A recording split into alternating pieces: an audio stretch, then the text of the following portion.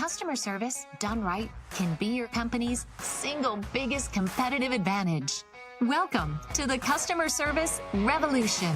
Join customer service authority and best-selling author John DiJulius as he interviews leaders who are revolutionizing their industries.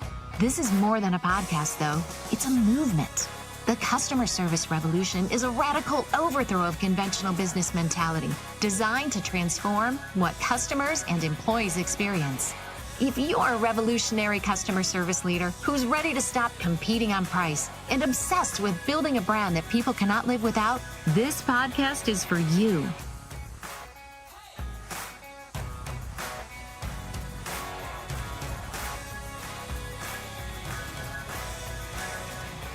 Hello, listeners. Welcome back to the Customer Service Revolution podcast. I'm your co-host, Denise Thompson, and today we're talking about a new Wall Street Journal intelligence report that every business leader should be paying attention to. According to their research with Code and Theory, 93% of C-suite executives say their customer experience is broken, even though 94% of them say CX directly contributes to their business success. But what's really interesting is the focus of the report, it's all about AI. So the study, titled The Experience Gap, AI's Imminent Impact on CX, found that while executives are chasing AI-driven efficiency, most are failing to harness its potential to truly reshape customer relationships. Only 28% of leaders say they're using AI to create innovative or adaptive experiences. The rest, well, still struggling to bridge the gap between what technology can do and what customers feel. So joining me today, the founder of the DiJulius Group, author of the Customer Service Revolution, and one of the leading voices on world-class experience, our own Chief Revolution Officer, John DiJulius. Good to see you, John. Hello.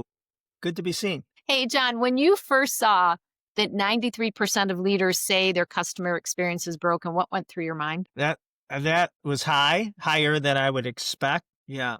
Did they define broken? Well, as it relates to AI, as it turns out. I think AI is in its infancy. I still think it's in diapers, I mean, unless you're one of the Fortune 500 companies that can be a pioneer, I think, being a pioneer in this AI race is dangerous. Because I think it's like the first, chatbots have been around for 10 years and they were so bad for so long. They're just starting to be. So if you would have rushed 10 years ago, and a lot of people did, to install chatbots, that just pissed off your customers because of how bad it was. So I think we got to pump the brakes a little bit. There's a lot of layers. I think there's a lot of great things that AI is doing. I think using the chat GPT and having that for a lot of things depending on your business. But I don't know, I'm probably getting ahead of myself here. But the issue with AI is there's a lot of layers to it.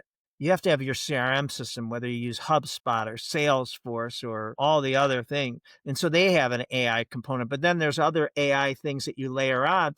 And right now, they're not communicating well. And so you have a lot of glitches and problems and it's not doing what it was supposed to do or be promised. And I don't think any customer gets excited that you're automating an interaction for them. So AI is to a customer is not a competitive advantage. But I'm all AI. I love AI. I don't want it to sound like it. I just think that we just have to be, crawl, walk, and run with it if we don't want to be the, eaten alive and be the beta test for so many companies. Wait and let the kinks be worked out and utilize it where you can for some self-service things. So one of the things the article talked about was leaders using it more for efficiency. Why do you think they're chasing AI for efficiency, but missing the opportunity to use it for emotional connection? Well, I think we get ahead of our skis and we get so excited that, it can reduce payroll. And listen, that excites me too, that, as we grow, I won't have to add the same number of people per $1 million that we've had in the past. That's great, as long as it doesn't come at the cost of the customer experience and that people can still get a human being. There is, I forget now because we've talked about it and I've written about it. There's one company, maybe Klarna, that got rid of all 700 of their customer service reps uh, 18 months ago because of AI, and they didn't need them. And then, a year later after that, they've had to rehire a significant portion because it was a disaster. So I think people just get so excited because they see the potential savings of labor and efficiencies that they just get they're not thinking it all the way through. So do you think part of the problem then is that companies are using AI to replace people instead of empowering them? Yeah, yeah. I think it will definitely 100% replace employees, but you just can't go at crazy scale. I think you have to crawl, walk, and run with it. And so then it should allow for the employees, because AI really initially is to do tasks that aren't fun for the employees to do. A customer doesn't need an employee to do it. Mm, I always use the example of when my MacBook Pro has something wrong with it, that I can book an appointment on Apple's website within seconds, not minutes, seconds. I don't want to call an 800 number, and, the thought of being, just being, is not attractive to me. But then I want to speak to the genius when I go in and tell them, and bore them with why I can't have this problem happening. But that transfer of pain, emptying my bucket onto an expert, there's something about that that's, and then they act like, yes, your computer's more important to you than anyone else. Makes me feel better. Makes me feel like, they understand the plight I'm going through. So I think, racing to eliminate all that is where the mistake is made. So back to that. Now the human interaction is going to be less often than it was, and more critical. That when I do have to speak to a human, I want them to empathize. I want them to wait. I want them to be patient. I want them to have some compassion and give me their expertise. Should leaders reframe the question of what can AI do to something more meaningful for their customers? Personalizing? If it can, and there are opportunities that it can personalize, should someday, and I think today it can recognize your number if you're an existing client. So it can pop up and I know who I'm talking to, and it can immediately populate your history. So I don't have to ask you those questions, and, and I can personalize it to you, and it can show me what you've bought in the past or your most recent order or whatever it is that you're calling about, and I can personalize that for it. So yeah, I mean, that's the whole benefit of AI. The other benefits of AI, and again, it depending on which processes and CRM and LMS you're using, where it gets complicated is when you have to get an additional application that gets layered over something like your HubSpot or Salesforce or any of the others. Do they communicate well? But what they can do is they're listening to our conversation, and it could tell me to slow down. It could tell me to show more empathy because of something you said, or, I don't know if I like this, but I've been told by AI companies, because they're trying to get in with us and our clients, that our AI can collect Ford for you. Ford, family, occupation, recreation, and dreams. And I struggle with that. I like it. But then I feel like if I'm not paying attention to your Ford, I'm not going to remember it. I'm just going to blow by it. I'm not going to hear your dog barking, the baby crying, that you're going out of the country next week, you're celebrating, or you're going to a funeral in your family, or someone in your family is having surgery. Those are all things that I think we need to be paying attention to. So some of those things, it's nice. And as a backup, as long as I don't, get lazy and think AI is going to catch it all, and it may, populate in your CRM system things I heard, it heard. But it's some great advantages of AI that are very powerful. Yeah, but you miss out on building the relationship If when you're it's not collecting it. taking advantage of it. Yeah. So this I found really interesting. The report says that 76% of executives feel behind on AI transformation. That doesn't surprise me. And No. 88% say AI-driven personalization hasn't lived up to its promise. Here's what surprised me. The most telling part of it is that the barriers aren't technological, they're cultural and organizational. So, why do you think culture continues to be the biggest obstacle in CX transformation? So say that again? So, The barriers. yeah, aren't technological. They're cultural and organizational. So the study lists leadership misalignment, creative talent shortages, organizational silos among the top challenges, and more than half of the respondents cite cultural dysfunction. I Listen, I mean, AI is gonna fix a lot of things and speed up a lot of things in positive ways, remove a lot of the minutia from both the customer's work and the customer-facing employee, but it doesn't change a culture. It doesn't replace it. And there's an uncertainty going on with the employees. Like I just heard on a podcast this morning that Amazon's, I don't know if this is 2 years or 5 years, but their warehouses will have no employees in them, that they're all robots. They're being more transparent about that.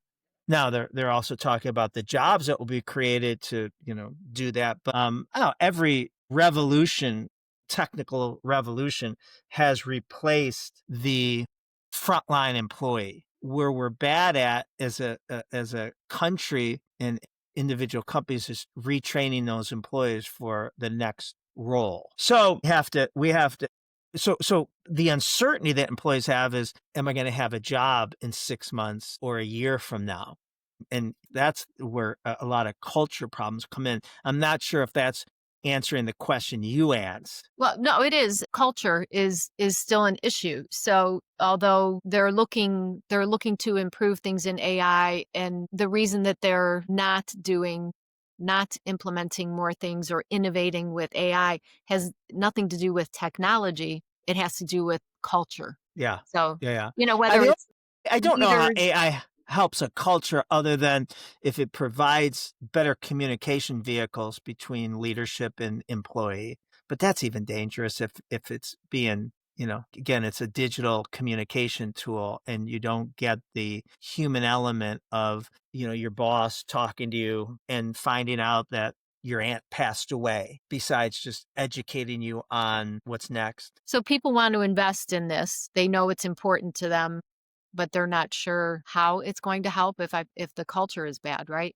So you deal with a lot of clients in a lot of different industries. If you had to pinpoint the root cause of broken customer experience, do you think it has anything to do with technology, lack of technology, or is it leadership or something deeper? It's all the above. I mean, like, even before AI, working with clients that don't have the, proper technology, CRM systems that track that, if one department or location updates, that should be, updated when I deal with another department in your organization. They have a lot of siloed, CRM systems that don't communicate with one another. We're dealing with that with a resort that, can't, doesn't talk to each other, even though they're all under the same brand. So yeah, technology is always can be a hindrance, but I think what's really broken about customer experience is before you even bring in the AI is just the people skills, the lack of people skills, the relationship disadvantage the new younger 30 and under have that isn't, it's no fault of their own, but it's not they've only been raised on a digital device and they don't have the inherent people skills that they need. So that's not being taught at home. It's not being taught at school. So companies have to teach it in their training, orientation, onboarding, and ongoing. I think that's the biggest place customer experience CX is broken. And then rushing to think AI is the, the solve for all of this is a mistake. AI has great opportunities to make you more efficient if you, pick it in the right place and crawl, walk, and run with it. The report talks about a disconnect between what AI can do and what companies are actually delivering. They call it the experience gap. It also says 44% of leaders, only 44% of leaders, have an advanced understanding of AI's emotional potential. So AI's ability to read customer emotions, show empathy? How important do you think it is for emotional intelligence to be part of the customer experience? Yeah, so there's critically important, and there's two roles it plays. Is one when I'm dealing with a automated system chatbot agent that's not a human being,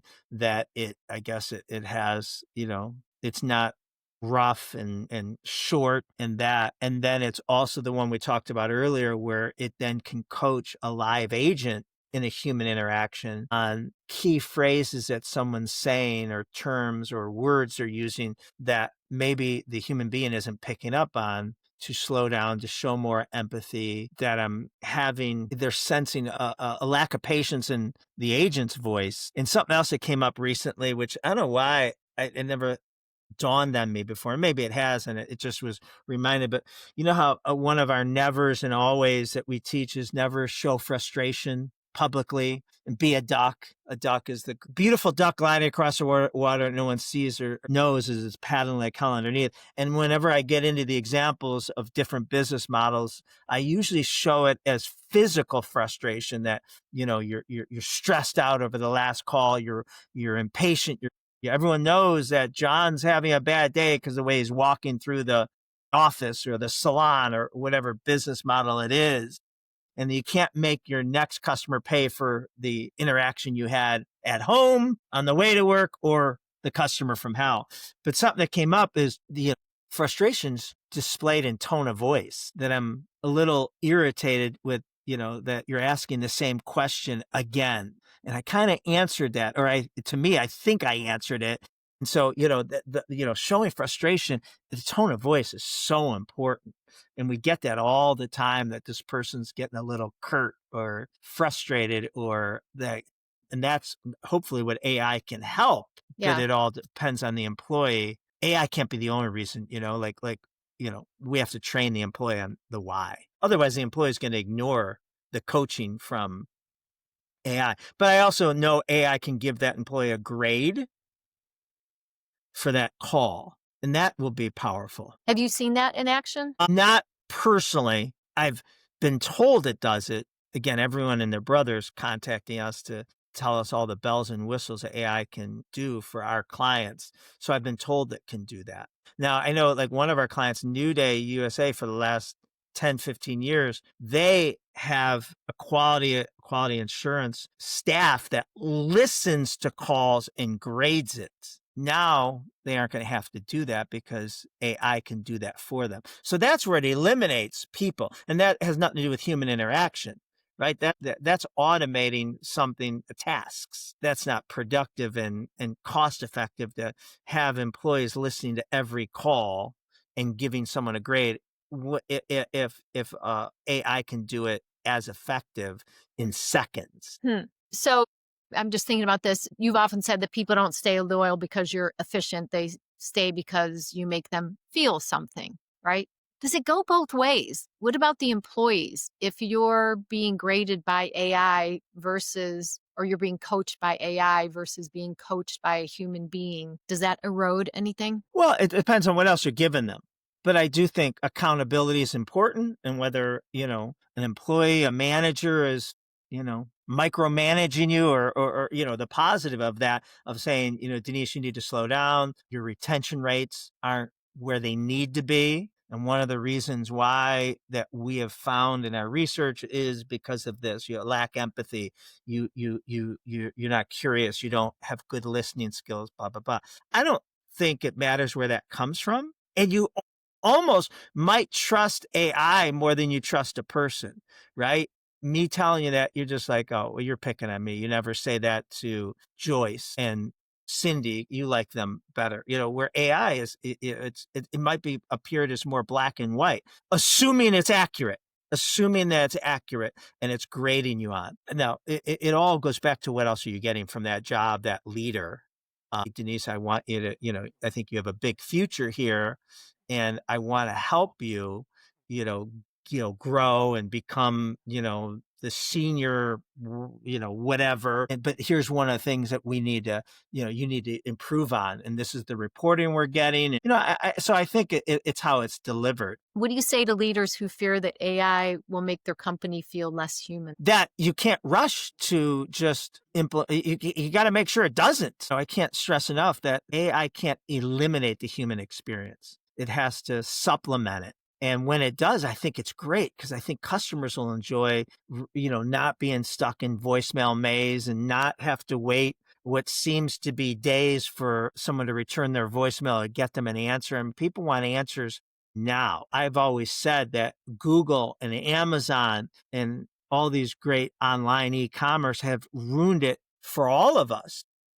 So you might be a lawyer, you might be a salon, you might, whatever your business. And you're like, well, I don't compete with Google. You do, because Google gives us instant answers. If you tell me about a book that I should read, I could literally have it within 30 seconds on my phone or my iPad. I mean, so that is, but if you don't call me back for a wedding I'm planning in 18 months, now that seems, you can call me back tomorrow on that. No, the anxiety, the to-do list, it's the first one that calls me back. They'll probably get my business, right? Because that's being in the certainty business. I want to know how much that's going to cost. I want to get that booked. I want to get the flowers ordered. I just want that. And so, that's where AI can be fantastic in helping get answers to both sides, customers and the representative of the employee answers. The other thing that AI does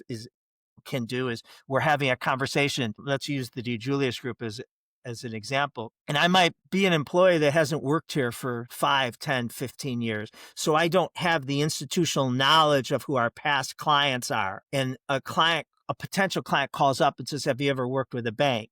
Have you ever worked with airports? Whatever the, uncommon industries. Have you ever worked in law enforcement? Well, there's an uncomfortable pregnant pause while someone tries to look up. It works for us. AI can immediately spit out, here's the banks we've worked with. Here's case studies we have.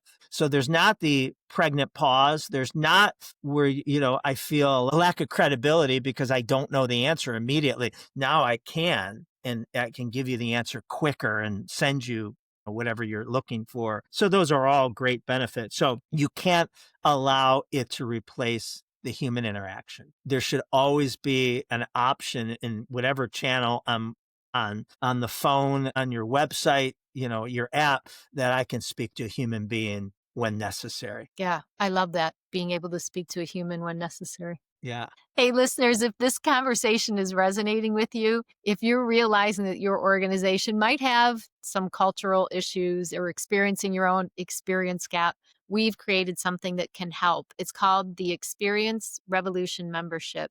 This is a leadership platform designed to help companies fix the broken parts of their customer and employee experience and put systems behind what makes them exceptional. Members get 4 live virtual workshops each year, led by John and our VP of Consulting, Dave Murray, plus access to replay every past episode and workbooks to go along with them. So it helps you implement what you learn.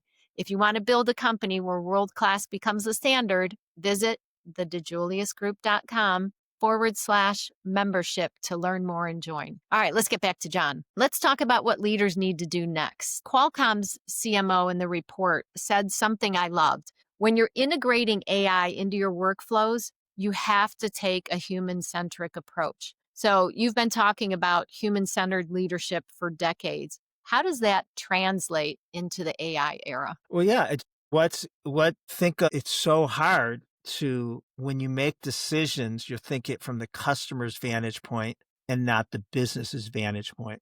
It's easier for us if we make the customer jump through hoops. But that's, so that's where AI can eliminate the hoops. And like you said, I said earlier, when someone calls, it immediately pulls up based on their phone number, who they are and their existing client.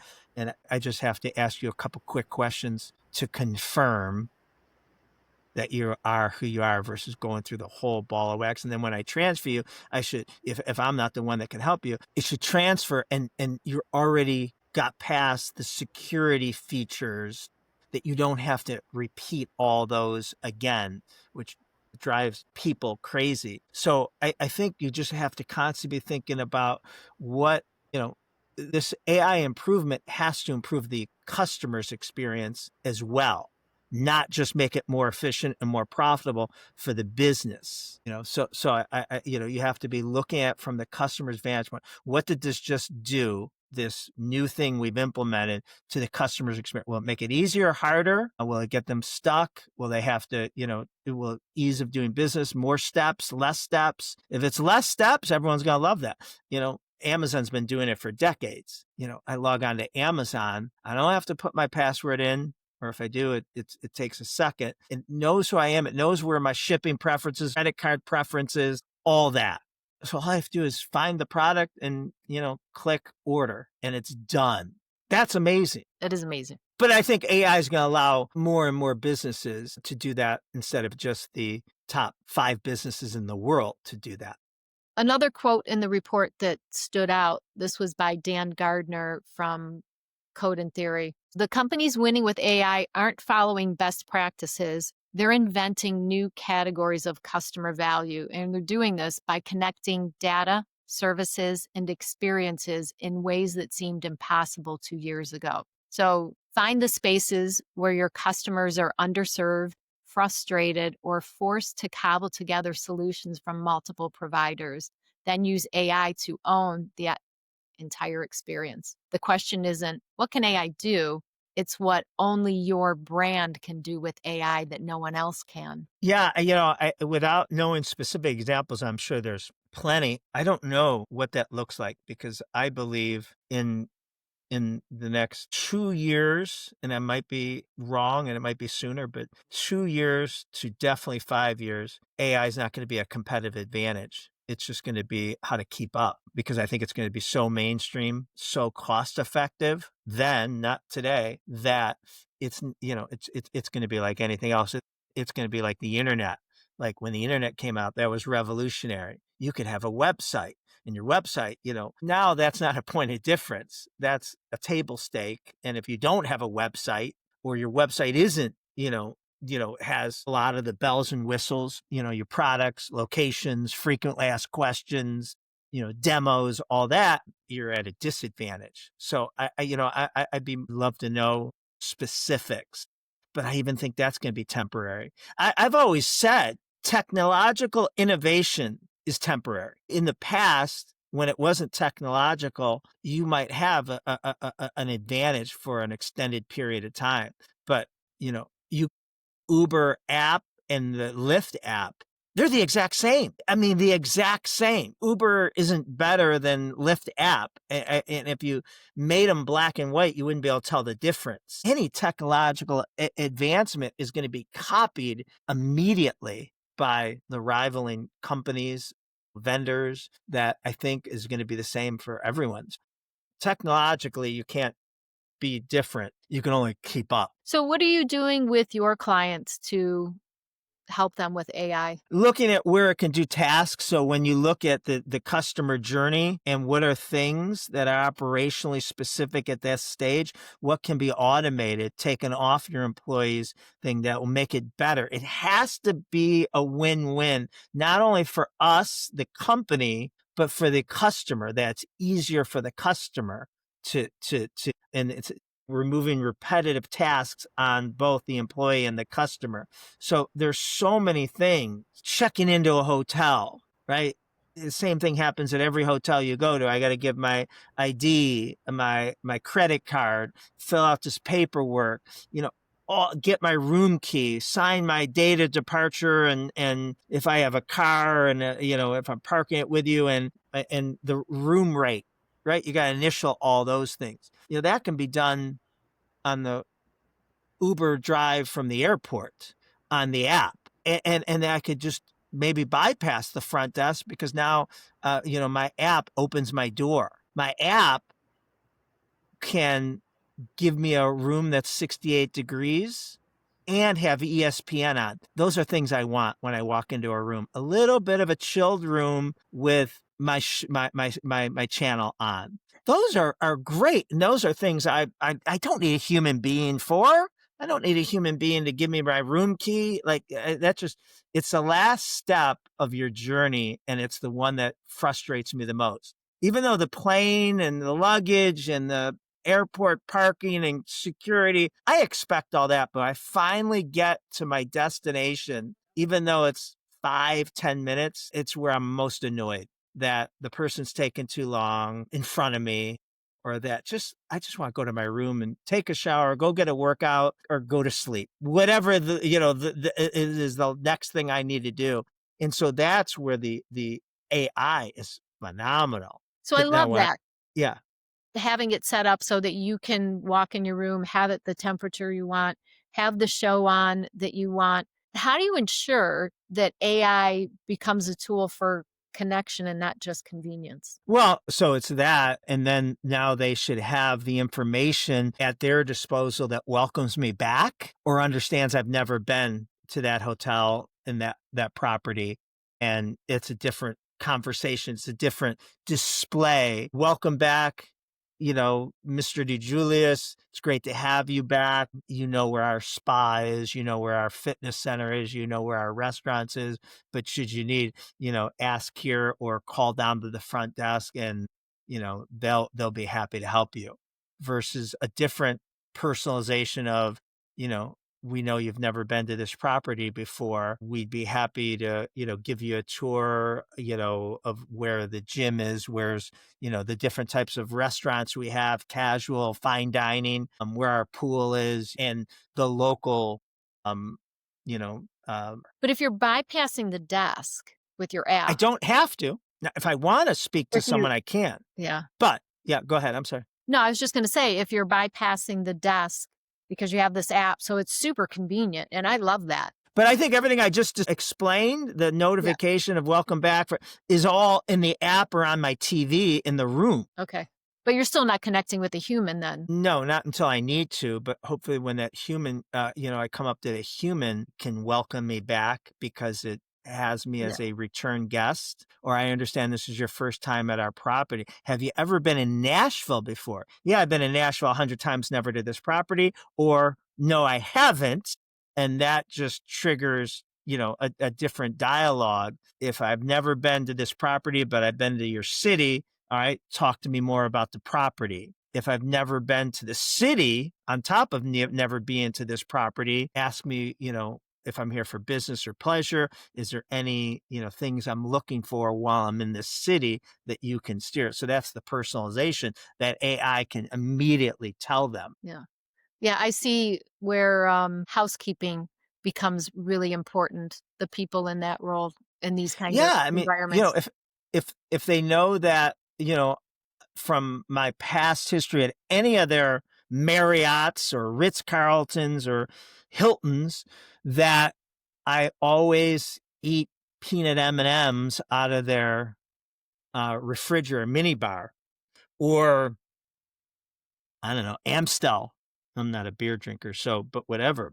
Then why not give me more peanut M's and Amstel in my mini bar than all the other things that I never have chosen before? Now you're only going to make more money and I'm going to be happy because that mini bar's personalized to me. Those are all things that AI can now educate the housekeeping on when she's refilling that or personalize it to the next guest. How do you see in the future AI affecting the customer service revolution? I mean, in all these ways, I think AI is huge and it's going to be here forever. But it's also no different than when the internet came about and when social media came about.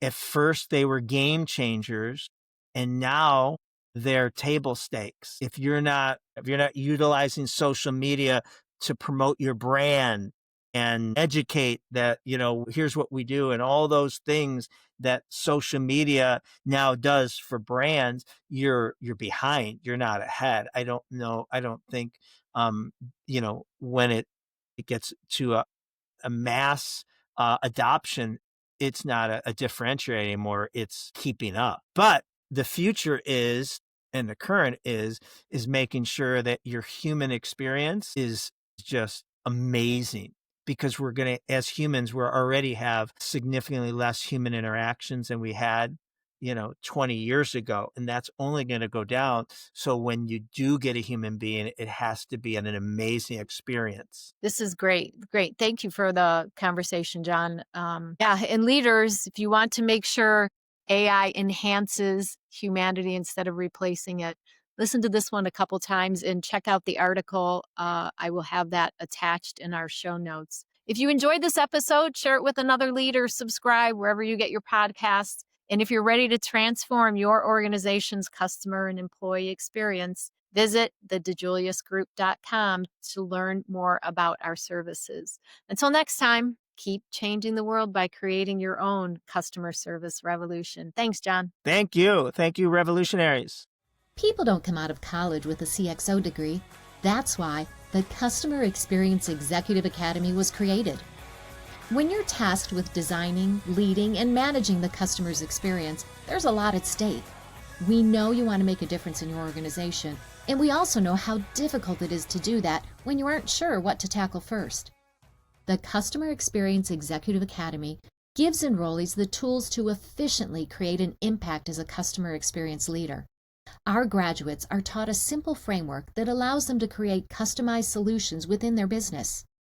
You'll implement systems throughout the year-long program while learning and sharing best practices with your fellow classmates. For details on how you can enroll, contact Claudia at thedijuliusgroup.com or schedule a call at tdg.click/Claudia.